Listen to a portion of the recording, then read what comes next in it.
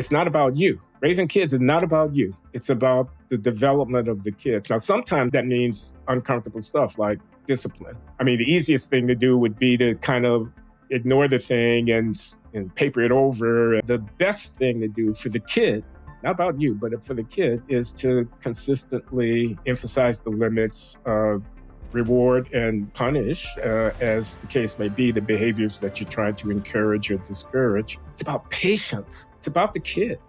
We started out talking about J.D. Vance. I have to ask you this. Who's right, J.D. Vance or Bill Maher about kids? J.D. says people should have kids. Bill Maher says, in so many words, I ain't having no goddamn kids. They're a nuisance. Fuck them. That's what he says.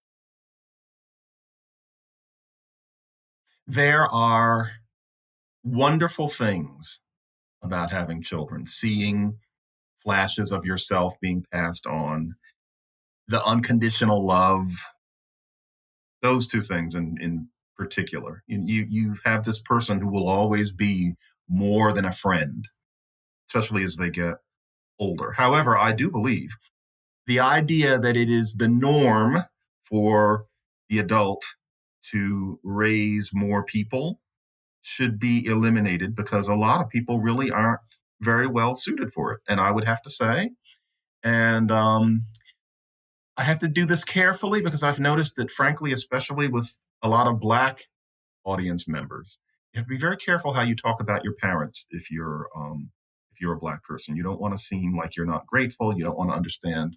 You don't want to seem like you don't understand what people go through. But my parents weren't very nice. They were both very troubled people.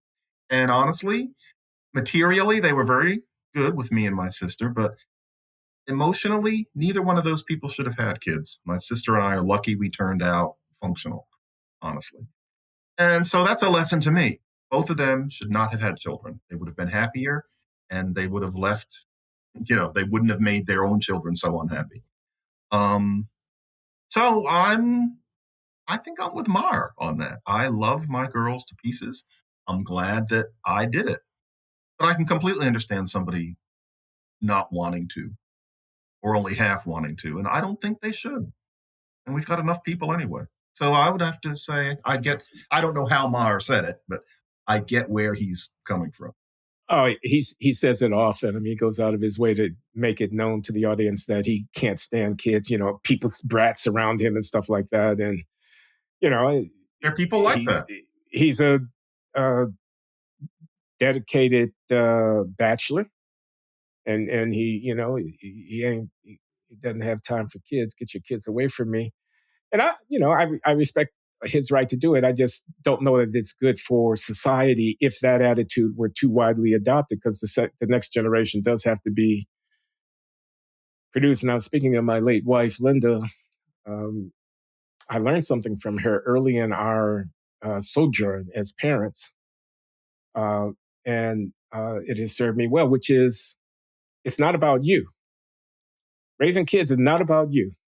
It's about the development of the kids. Now, sometimes that means uncomfortable stuff like discipline. I mean, the easiest thing to do would be to kind of ignore the thing and paper it over and let the kid, mollify.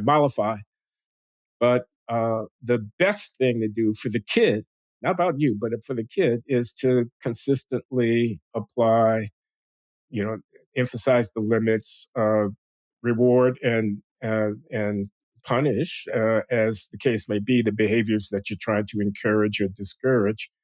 And it's about patience, about sitting still, about not looking at your watch, I mean, it's about the kid.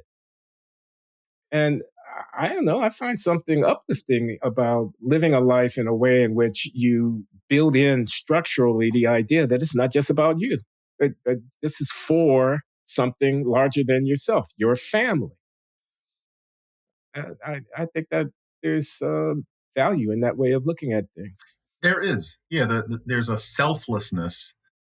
I never completely mastered it, but there's a selflessness that you have to at least exercise. It's part of why I think both of us were so disturbed by the Black writer Clint Smith and his celebration of George Floyd as, quote unquote, a father, where apparently we were just talking about biology as opposed to what Floyd was in a position to lend to a child. Because yes, it's work, and it's not about you, and there's a beauty in it.